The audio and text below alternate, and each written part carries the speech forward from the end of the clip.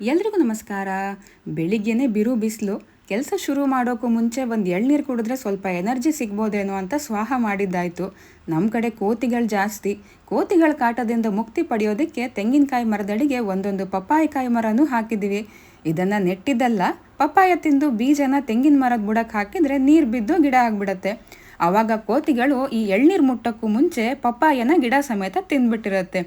ಕೋತಿಗಳ ಕಣ್ಣಿಗೆ ಬೀಳದೆ ಅಳೆದು ಉಳಿದಿರೋ ಒಂದೆರಡು ಹಣ್ಣು ಮನೇಲಿರೋ ಕೋತಿಗಳಿಗೆ ಅಂದರೆ ನಮಗೆ ಮನೇಲೇ ಇದನ್ನ ಬೆಳೆಯೋದ್ರಿಂದ ಇದ್ರ ಮೇಲೆ ಅಷ್ಟೊಂದು ಪ್ರೀತಿ ಏನಿಲ್ಲ. ಆರೋಗ್ಯಕ್ಕೆ ಒಳ್ಳೆಯದು ಅಂತ ಅಪ್ಪ ದಿನಕ್ಕೆ 100 ಸಲ ಹೇಳೋದ್ರಿಂದ ನಾವು ವಾರಕ್ಕೆ 1 ಸಲ ಕಟ್ ಮಾಡಿ ತಿಂತೀವಿ. ಇನ್ನು ಉಳಿದ್ರೆ ಚರ್ಮದ ಆರೋಗ್ಯಕ್ಕೂ ಒಳ್ಳೆಯದು ಅಂತ ಮುಖಕ್ಕೆಲ್ಲ ಬಳ್ಕೊತೀವಿ. ಪಪ್ಪಾಯ ಹಣ್ಣು ಮಾತ್ರ ನಿಜವಾಗ್ಲೂ ಆರೋಗ್ಯಕ್ಕೆ ತುಂಬಾ ಒಳ್ಳೆಯದು.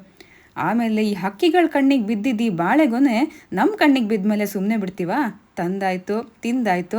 ಆಮೇಲೆ ಮಗಳಿಗೆ ಒಂದು ರುಚಿಯಾದ ಬಾಳೆಹಣ್ಣಿನ ದೋಸೆ ಮಾಡಿಕೊಡೋಣ ಅಂತ ಹಣ್ಣು, ಸ್ವಲ್ಪ ಗೋಧಿ ಹಿಟ್ಟು, ಹಾಲು ಹಾಕಿ ಗ್ರೈಂಡ್ ಮಾಡಿ ದೋಸೆ ಮಾಡಿಕೊಟ್ಟೆ. ನೀವು ಒಂದು ಸಲ ಇದನ್ನು ಟ್ರೈ ಮಾಡಿ, ತುಂಬಾ ರುಚಿಯಾಗಿರುತ್ತೆ.